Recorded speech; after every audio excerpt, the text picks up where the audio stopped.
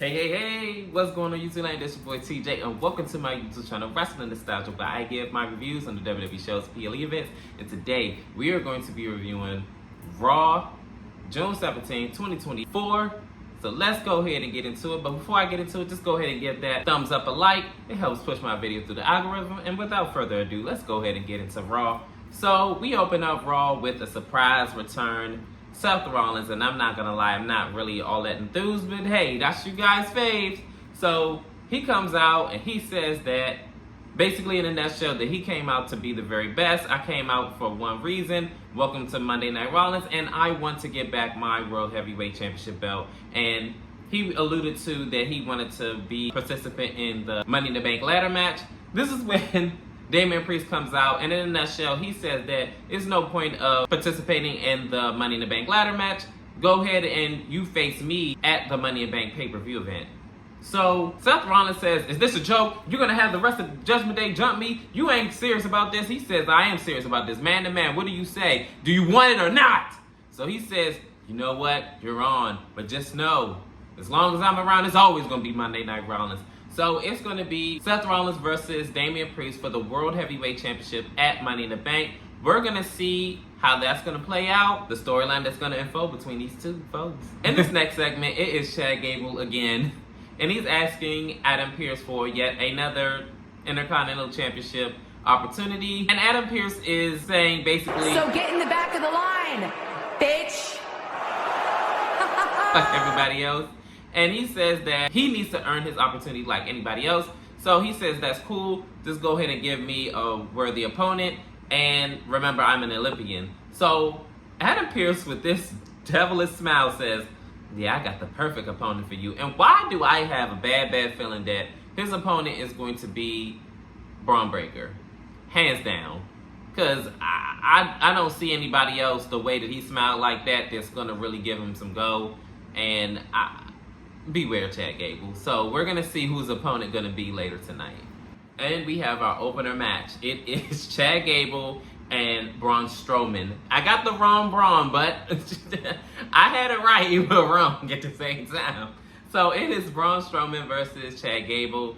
And you can tell the look on Chad's face. He'd rather be anywhere else and face anybody else but Braun Strowman. But anyways, we get to the match and Braun Strowman is overpowering Chad Gable, and a good majority of this match, he is getting the best of Chad Gable and throwing him around in the ring, tossing him, and you know, Chad Gable ain't no pushover. He's trying to fight back, but to no avail.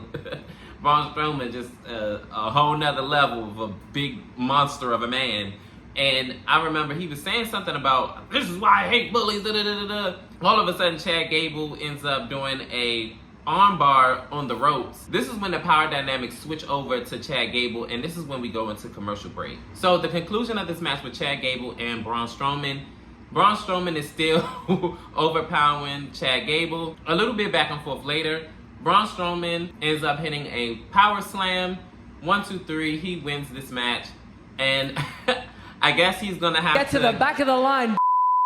And like Adam Pearce said, I don't know what's gonna happen with Alpha Academy, but it looks like they're on the verge of breaking up. And speaking of breaking up, he makes them get in the ring. He ridicules them again. Make a long story short, he pushes around Tozawa, and Maxine Dupree is not having it. He takes Maxine Dupree's crutches and throws it out the ring and tells her to get out. So he ends up still trying to chastise Tozawa, and then this is when Otis steps in, and it looks like he's finally going to lay hands on Chad Gable, but Chad Gable is yet again saved, and he leaves the ring with Tozawa and Maxine Dupree. I don't know what's going to happen with this whole Otis thing, if he's finally going to lay hands on Chad Gable or not, and actually break up, because I don't know what's going to happen next week or whatever, but hey, I guess we're going to all have to stay tuned and see what's going to happen. So we have our first Money in the Bank qualifying match on the women's side. Zelina Vega versus Io Sky versus Kiana James. They already starting off hot and heavy, swinging at each other, aka Io Sky swinging at Zelina Vega. And then she's beating her down to the ground. And this is when Kiana James is like trying to put herself in the conversation. And then Io Sky wind up attacking her. They all fight until they all get onto the outside one way or another. First, Io Sky wind up doing a moonsault on Kiana James and takes her out. And then Zelina Vega hits a meteor and lays her out. And this is when we go into commercial break. When we get back from commercial break, they do a double suplex on somebody. I forgot who it was. But then towards the end of the match, Liv Morgan comes out, who's the world's women's champion, to distract Zelina Vega. Zelina Vega is not having it. She's all like, what are you doing here? Kiana James ends up bumping Zelina Vega out of the ring. So this leaves only Kiana James and Io Sky. So Io Sky wind up doing the double knees and then hits over the moonsault in 1, 2, 3. Io Sky wins this match and she is going to qualify for the Miss Money in the Bank ladder match. I'm not gonna lie, I'm slightly disappointed in this decision because I wanted somebody new, and Io Sky already had her moment to shine in the ladder match. Let somebody else get a chance. But I understand because she does perform well in these matches, and she did do a good job. We're gonna see what WWE is cooking up with Io Sky, because I guess it's on brand because she wants this new and aggressive side and everything like that. We're going to see how it's going to pan out. In this next segment, it is Sami Zayn. He comes out and he basically says that he is still your Intercontinental Champion. He is glad to finally put that Chad Gable beast behind him, but who he's not really that excited to put behind him is the Alpha Academy. And he says that I know how they feel. I've been in that position, and they're going to leave when they're good and ready, and hopefully it's not too late, and eventually they will get tired of Chad Gable's BS. For now, I'm focused on defending this WWE Intercontinental Championship and who's next in line and things of that nature. So this is when Braun Breaker comes out. Sami Zayn says, are you going to just stand there or do you have something to say? So Braun Breaker says, I don't have to say much. You know what I want. So he said, you want this? So this is when Sheamus comes out. And I'm like,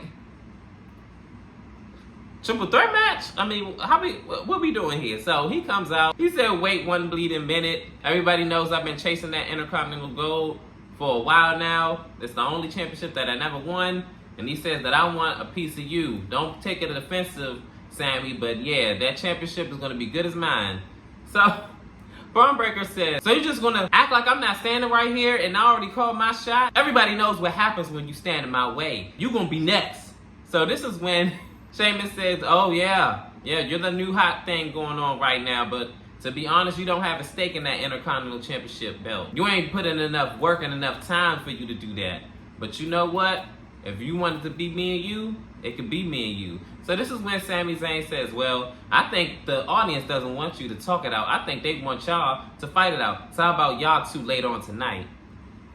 I like this development, what's going to happen. I never thought that I wanted a Sheamus versus Braun Breaker match, but I'm here for it. We're going to see what's going to happen between these two.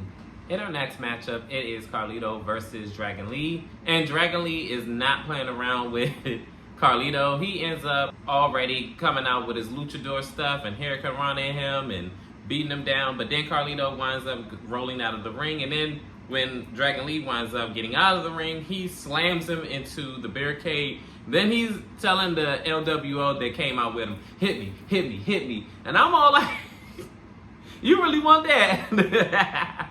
So then this is when Carlito winds up trying to get back in the ring. He ends up getting hit with another Hurricane Rana right out of the ring. And this is where we go into our commercial break. So in the conclusion of this match, they're still going back and forth, and Dragon Lee is getting the better of Carlito up until Liv Morgan comes out again. I tell you, she's like a bad rat. She's just gonna keep coming back. And she still has on Dominic Mysterio's vest. So he says, how did you get my vest? Give it back, give it back.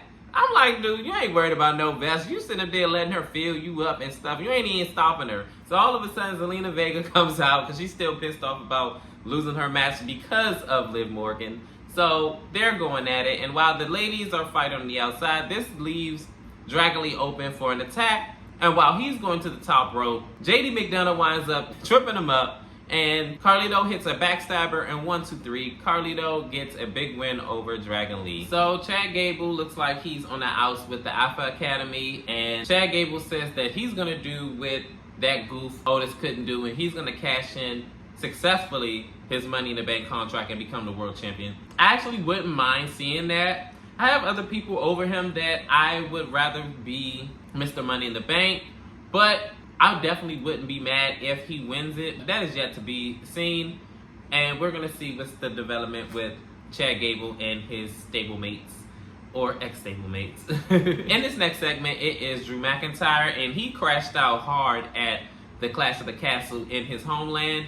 And he was heated. He was bullying the referee around and throwing him around like, oh my goodness. If crashing out ever looked like anything, you gotta look up Drew McIntyre. And I bet he wished he never made enemies with CM Punk.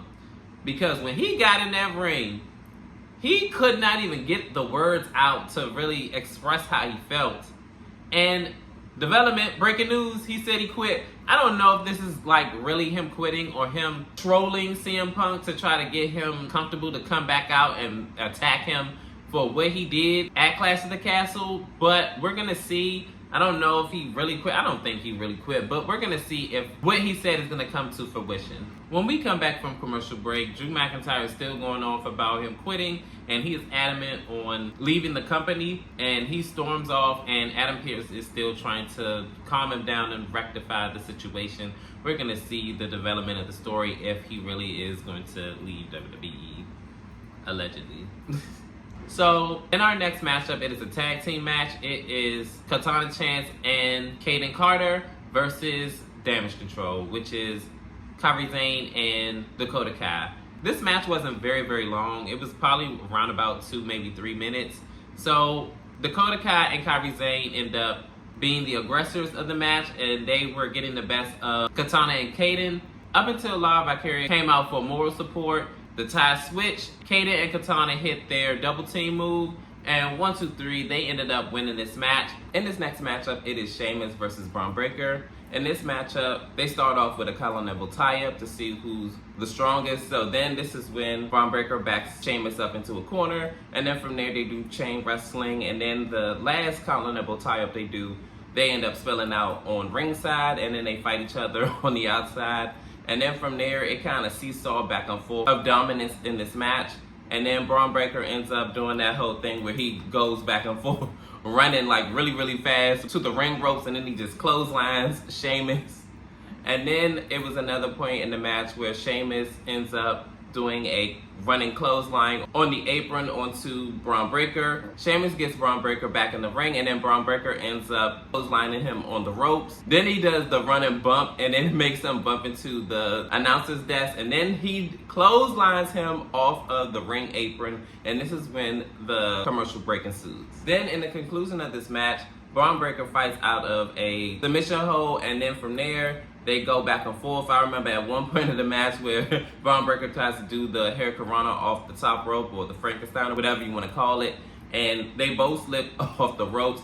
Sheamus hits a Irish Curse, and then towards the end of the match, Sheamus looks like he got the better of Braun Breaker, and he wants to hit his bro kick. But his biggest op right now, Liquid Kaiser ends up slamming his leg on the ring post, and then he's beating him up at ringside, and then Sheamus is getting the best of him and beating him up, and then out of nowhere, after he throws him into the timekeeper's area, Braun Breaker ends up spearing him. Liquid Kaiser attacks Sheamus and is beating him down, and then it looks like he's about to do the running drop kick on the already injured knee, but he winds up getting intercepted by Braun Breaker and getting hit with the spear as he's running.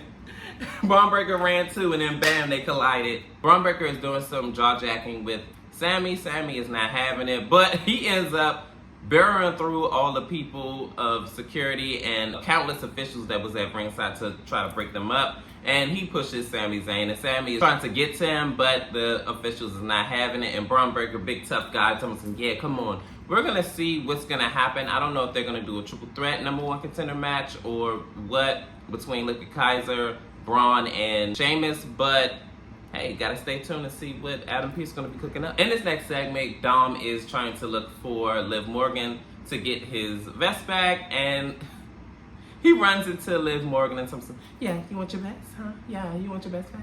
Yeah, how about you take it off me? So then he was all like, look, just give me my vest, just give me my vest. So she said, look, I'll make it easy for you. I'll unzip this part. So then he unzips it, and then this is when Damian Priest come and said, Dom, what are you doing? He said, I'm just trying to get my vest back. He said, man, get your vest. So then he finally unzips it all the way off of her and takes it, and then he leaves. So Damian Priest says to Liv Morgan, look, leave that poor guy alone, Liv. He wants nothing to do with you. So Liv says, I think Dom wants everything to do with me. And I'm all like, girl, he's so damn menacing and diabolical.